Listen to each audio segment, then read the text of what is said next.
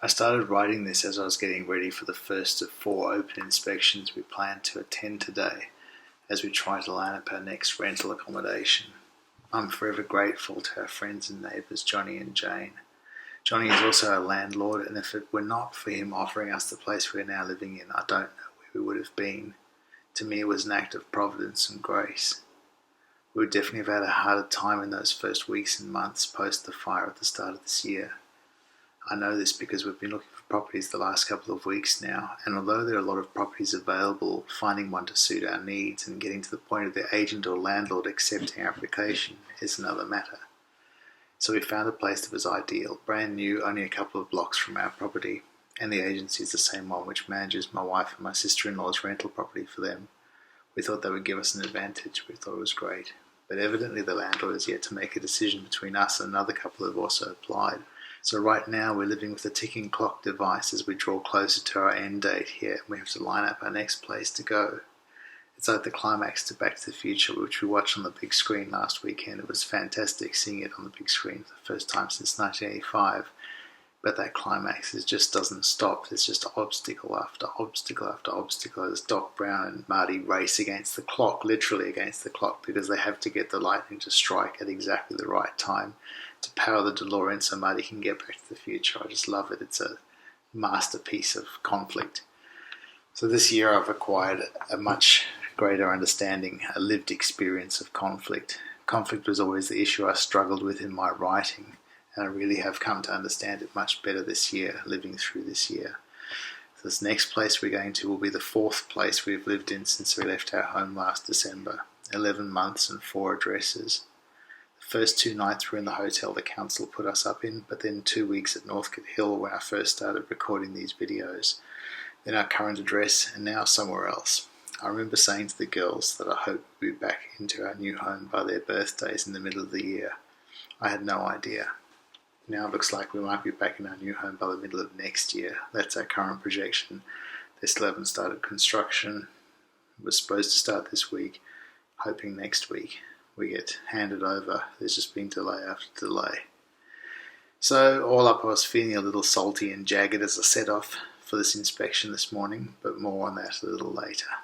As I rode down to the inspection, I saw a fire engine and some people gathered on the street. I saw the evidence of the fire, the blackened weatherboards and the facade of the home. I heard the sirens in the early hours this morning, and as I lay there half awake, my thoughts automatically went to fire. The same as the first time I went for a long walk earlier this year, out of sight from my current rental, and I first heard, then saw 2 fire engines heading back in this direction. My thoughts straight away went to my wife and daughters still asleep in bed. Were they going to be okay? So I pulled over to chat to the bystanders at this house, and I looked to see if I recognised any of the fireys. Last Saturday I was at the plaza doing my shopping, and one of them was there with the fire truck. I was so glad to see him, and I stopped to thank him for his work. There was one man wearing a high-vis top this morning, and I asked him if everyone had got out okay. I mentioned our fire to him, and it turned out he was the chief surveyor from the council, who I've had some extended email exchanges and phone conversations with over the first months of this year post the fire, trying to figure out what to do and who was responsible for what. You know, when you only have a person's name and you're having these pretty detailed email exchanges and phone conversations, you have an idea, you imagine what they might look like in your mind, and then you meet them and they look so different. And that's how it was meeting Michael today.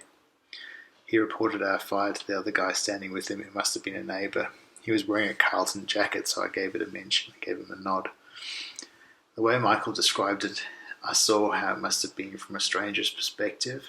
He told the other man we had a lovely renovated home with a new kitchen I added and Christmas presents under the tree, and he described the way our TV was melted on the wall. We left in our pyjamas, I added to this guy. I had to excuse myself to get to the inspection, and as I rode on I could smell that bonfire smell of wood fire in the air.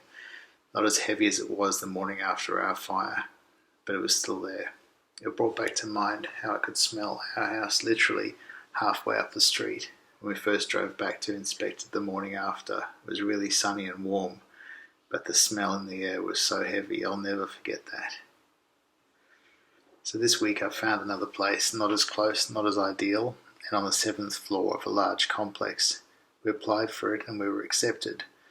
On Thursday night we signed the lease and I sent through the direct debit authority for the bond and the first month's rent. It was a huge relief to have somewhere to go to next. But something was bothering me. I was concerned about being so high up and something just didn't sit right with me. I woke earlier than usual on Friday morning with this place on my mind, so I searched for some more information about the building and I quickly found a couple of issues which really concerned me. One was that the building was fitted with flammable cladding. You can imagine what that triggered for me, having survived our fire. I had an image of this building going up in flames and us trying to get out in time.